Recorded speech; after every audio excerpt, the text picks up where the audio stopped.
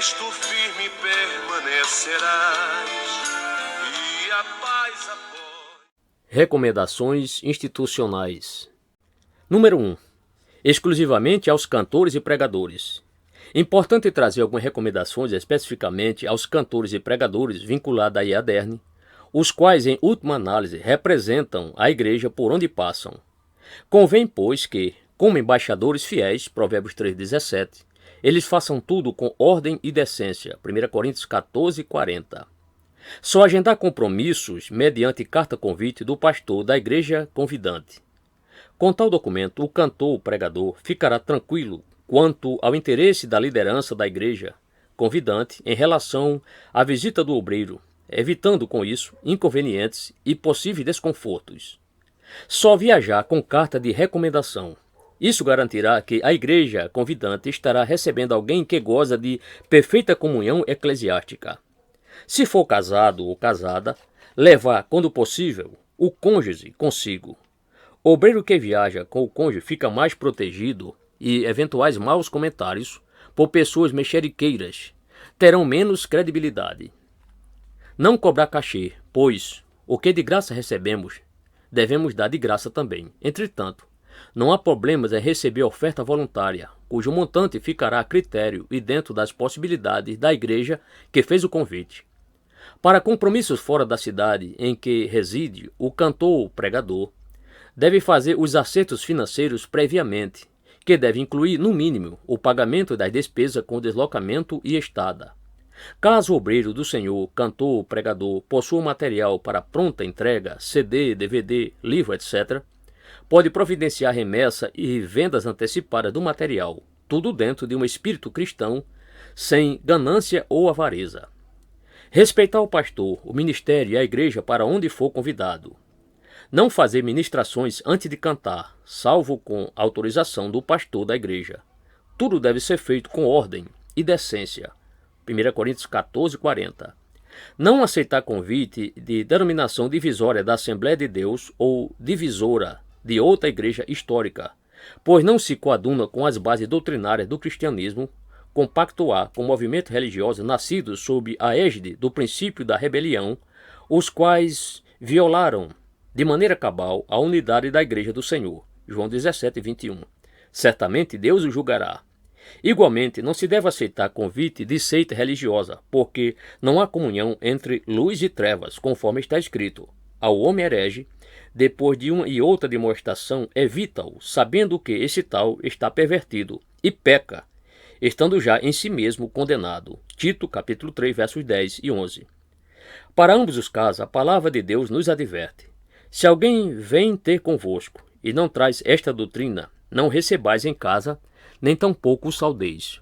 Porque quem o saúda tem parte nas suas mais obras. Segundo João, versículos 10 e 11. É óbvio que o apóstolo João não está falando acerca do contato com os incrédulos, mas sobre os que, dizendo-se irmãos, agem em descompasso com os postulados bíblicos. Nesse mesmo sentido, ensina o apóstolo Paulo. Isso não quer dizer, absolutamente, com os devassos deste mundo, porque então vos seria necessário sair do mundo.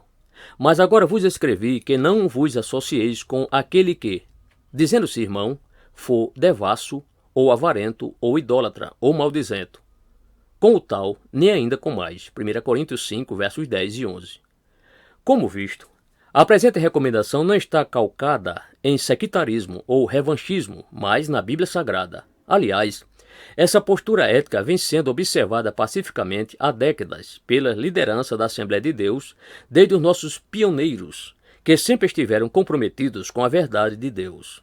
Assim, para evitar situação constrangedora e trazer total segurança aos nossos obreiros, caso o cantor, pregador, receba convite de denominação que não se enquadre nas situações anteriores, deverá consultar os órgãos diretivos da igreja sobre a possibilidade de atender o convite para que não incorra em transgressão ética e administrativa.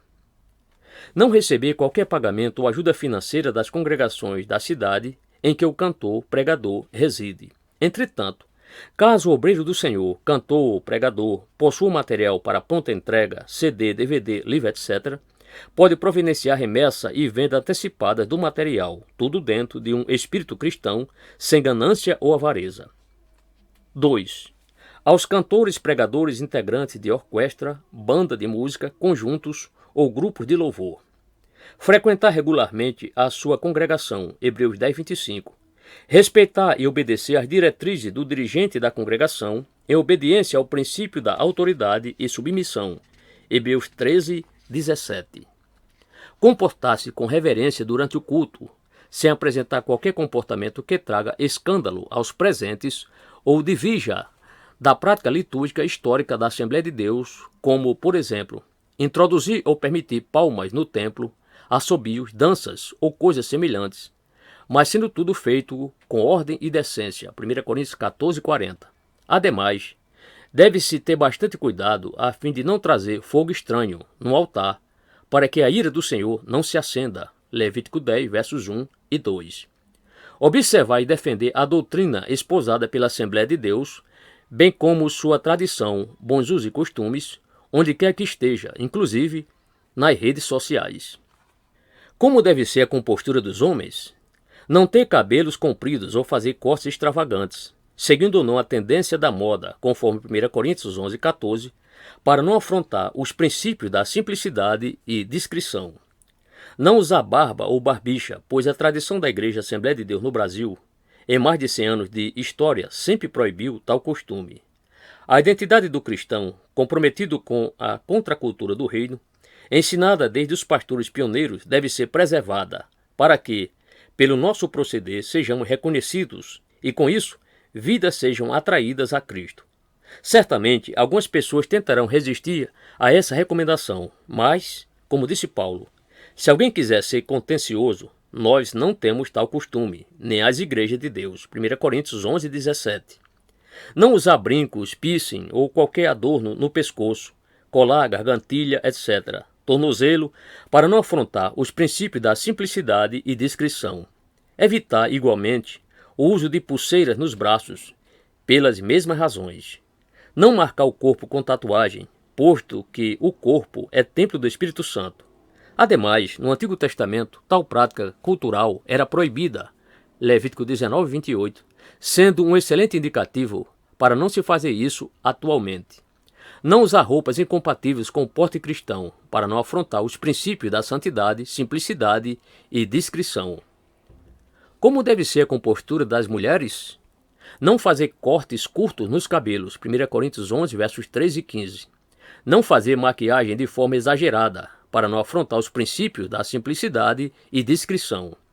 Não pintar as unhas das mãos e dos pés. É óbvio que o asseio e cuidado das unhas das mãos e pés perfaz-se numa conduta recomendável, pois unhas crescidas e sujas podem abrigar bactérias. Ademais, unhas mal cuidadas depõem contra a boa higiene pessoal. O que se quer evitar são unhas coloridas com cores destacadas, que chamem a atenção, e como dito anteriormente, que, com isso, afronte os princípios da simplicidade e discrição presentes no cristianismo em todos os tempos. Não usar brincos, piercing ou qualquer adorno no pescoço, colar, gargantilhas, etc., tornozelo, para não afrontar os princípios da simplicidade e discrição. Evitar igualmente o uso de pulseiras nos braços, pelas mesmas razões. Não marcar o corpo com tatuagem, posto que o corpo é templo do Espírito Santo. Ademais, no Antigo Testamento, tal prática cultural era proibida, Levítico 19, 28, sendo excelente indício para não fazer isso atualmente. Não usar roupas incompatíveis com o porte cristão, para não afrontar os princípios da santidade, simplicidade e discrição.